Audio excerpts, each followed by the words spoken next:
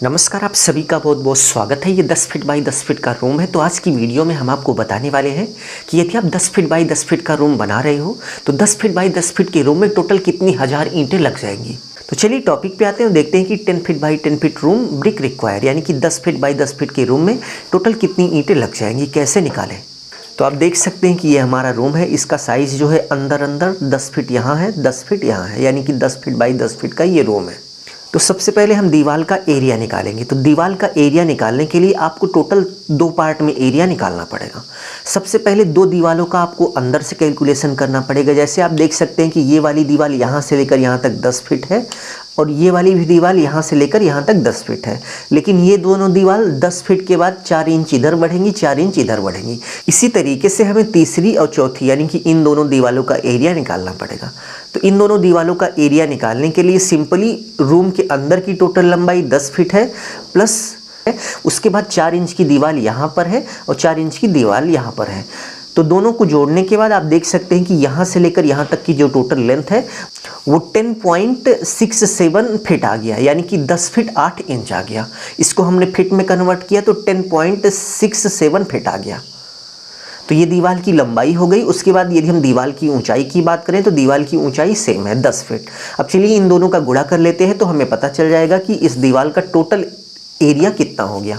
तो गुणा करने के बाद आप देख सकते हैं कि 106.7 स्क्वायर फीट आ गया, जो कि केवल एक दीवार का एरिया है और सेम इसी साइज में दूसरी भी दीवार है। तो इसमें हम 2 से गुणा कर देंगे तो हमें दोनों दीवारों का एरिया पता चल जाएगा। तो चलिए हम 2 से गुणा कर देते हैं। तो गुणा करने के बाद आप देख सकते हैं कि 213.4 स्क्वायर फीट आ गया। तो इसी तरीके से आप चारों दीवारों का एरिया निकाल लेंगे। एरिया निकालने के बाद नेक्स्ट स्टेप में आपको डोर और विंडो का एरिया निकालना पड़ेगा, क्योंकि आपको अच्छी तरीके से पता है कि जहाँ पर डोर और विंडो लगती हैं वहाँ पर ईंट नहीं लगाई जाती, इसलिए डोर और विंडो का एरिया आपको माइनस करना पड़ेगा। तो आप देख सकते हैं कि इसमें एक डोर है और एक विंडो है। डोर के साइज़ की बात करें तो आप देख सकते हैं कि 3 फीट बाई 6.5 फीट है और विंडो के साइज़ की बात करें तो 4 बाई 4 फीट है। अब चलिए दोनों का गुणा कर लेते हैं तो हमें इसका एरिया पता चल जाएगा।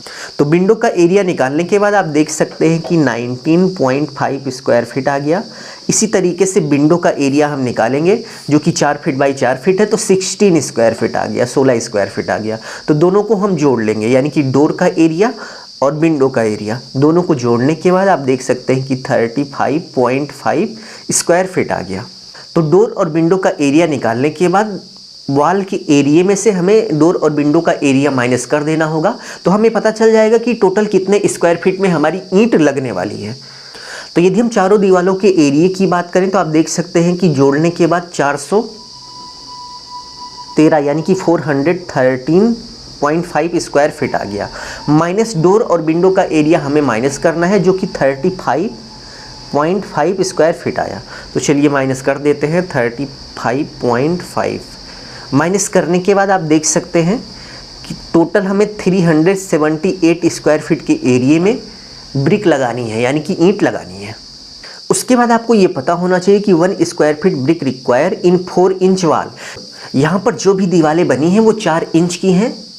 तो 4 इंच की दीवार यदि आप बना रहे हैं तो 1 स्क्वायर फीट में कितनी ईंटें लगती हैं ये आपको पता होना चाहिए। तो 4 इंच की दीवार यदि आप बना रहे हैं तो 1 स्क्वायर फीट के एरिया में टोटल 4.75 ईंटें लग जाती हैं।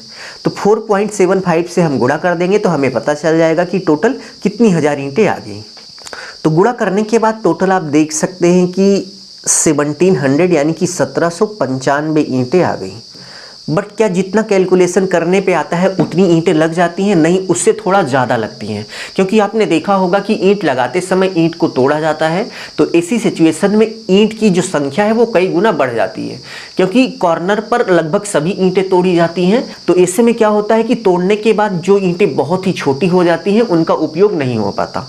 तो कैलकुलेशन करने पे जितनी ईंटें हैं उसका 5% हम ज़्यादा मान लेते हैं कि यानी कि 5% ज़्यादा ईंटें लग जाती हैं। तो चलिए हम 5% इसका निकाल लेते हैं। 5% निकालने के लिए सिंपली आप इसी को सॉल्व कर लेंगे। तो टोटल कैलकुलेशन करने पर जितनी हज़ार ईंटें आई थी उसका 5% वेस्टेज मानकर आप देख सकते हैं कि 89 ईंटें आ गई। तो इसी में हम 89 जोड़ देंगे तो 1795 प्लस 89, तो टोटल करने के बाद आप देख सकते हैं कि 1884 ईंटें आ गई हैं। तो ओवरऑल आप ये मान के चलिए कि यदि आप 10 फीट बाई 10 फीट का रूम बना रहे हैं और रूम की दीवारें 4 इंच की हैं तो टोटल आपका 1884 ईंटें लग जाएंगी। तो इसी मेथड को फॉलो करते हुए 4 इंच की किसी भी दीवार में कितनी ईंटें लगेंगी उसको आप आसानी से कैलकुलेट कर सकते हैं। यदि आपको वीडियो अच्छा लगा तो प्लीज़ वीडियो को लाइक करके बेल आइकन प्रेस कर दीजिए। चलते चलते आप सभी के लिए एक क्वेश्चन है कि ये हमारी 6 फीट बाई 7 फीट की दीवार है, ये 7 फीट है और ये 6 फीट है और इसकी जो थिकनेस है वो 4 इंच है। तो अभी आप कैलकुलेट करके बताइए कि इसमें टोटल कितनी हज़ार ईंटें लगेंगी। अभी के लिए बस इतना ही। अपना ख्याल रखिए और अपने मम्मी पापा का अपने से भी ज़्यादा ख्याल रखिए। इसी भाव के साथ आप सभी से विदा लेते हैं। धन्यवाद।